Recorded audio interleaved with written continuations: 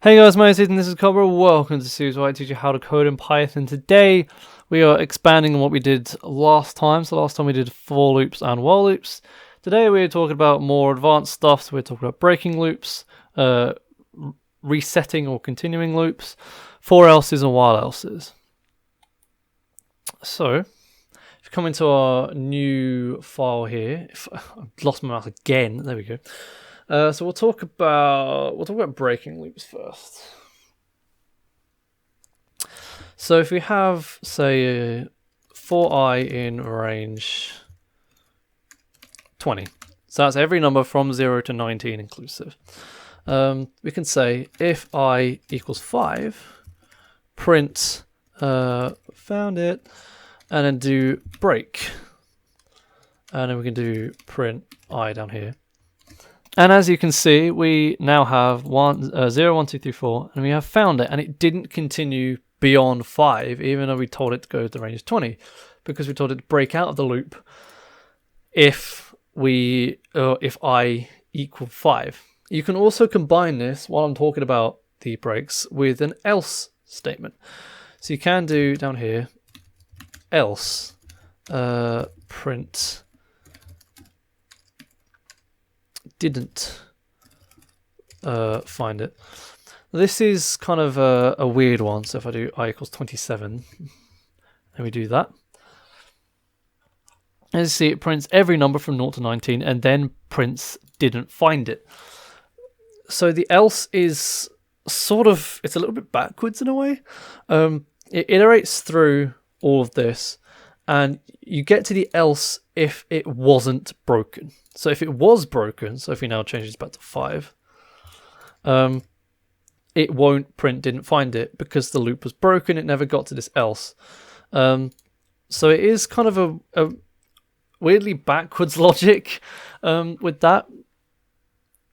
But essentially, yeah, that is how the else works. So you can use this specifically for if you are trying to find something in an iterable. So for example, I equals 27 in a range of 20. And then you can use this to indicate that something wasn't found, and you can have an entire logic chain for if the loop wasn't broken.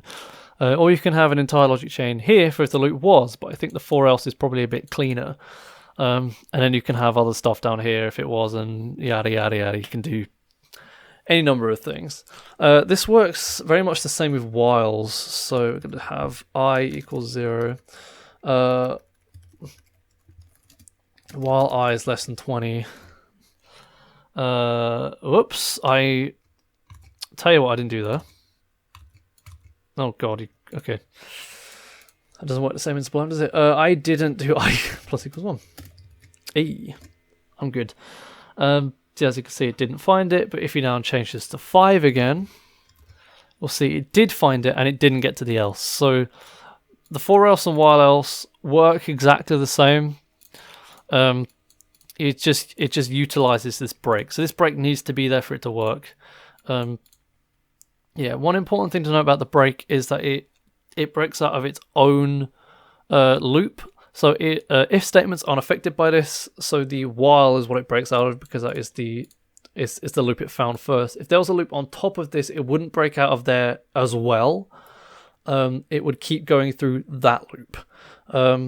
So it can get quite complicated if you have nested loops, but nested loops are generally very inefficient, and you probably don't want to be breaking out of stuff. If you're doing something with nested loops that involve breaking out of it at some point, then you're probably doing something wrong and you need to rethink that. Nested loops do have their use, but typically speaking, there are normally ways around it. So next thing that I want to talk about is kind of the opposite of the break almost, which is the continue. Now the continue is quite hated, and I don't know why because I find it very useful. But the continue essentially goes to the start of the loop regardless of any other factors. So if you say continue here, the loop I'm pretty sure will actually hang permanently. Yeah, it will hang permanently because we're continuing after we work out that I equals 5. We print found it, and then we continue in the loop. So we go to the start without executing any of this. So we don't add 1 and we don't print the I either. The while loops are particularly useful for something like input validation. So we can have while true. So this actually demonstrates the while true as well. We can have a simple input validator here. So you can get num equals int input, enter a number between enter an even number. There we go. Enter an even number. Then we could say if actually we will have an extra line there. If num modulo 2 does not equal 0, then we can do print that is not an even number, and then we can use the continue. And then otherwise, we don't need an else or an elif here, because obviously the continue will shunt it back to the start of the function, so we don't actually need to bother writing an elif or an else here. And then we can do, say for example, I don't know, print your number is, just as a really basic example. And we can demonstrate 1,000 separators. Screw it, why not? And then we can break. So what this will do is it will take a number, it will check to see if it is even. If it's not even, it will tell you that it's not an even number, and it will start the process again. So it will get you to input a new number. However, if it is even, then it will print our number and it will break out of the loop, because it's determined that we have an even number, it's got what it wanted, and it's out of there. So if we do that, actually I can't do it in Sublime because I don't work in Sublime. It should just be exit if I do clear as well. Oh, hang on a second, I've got to find the directory again now. Okay, so if you do pi loop staff, I think it's loop staff 2, enter an even number. So if you put in 3, so that is not an even number, it will tell us to input another one. 7, 17, let me have this. 6, oh, it printed 6, your number is 6, and the program exits.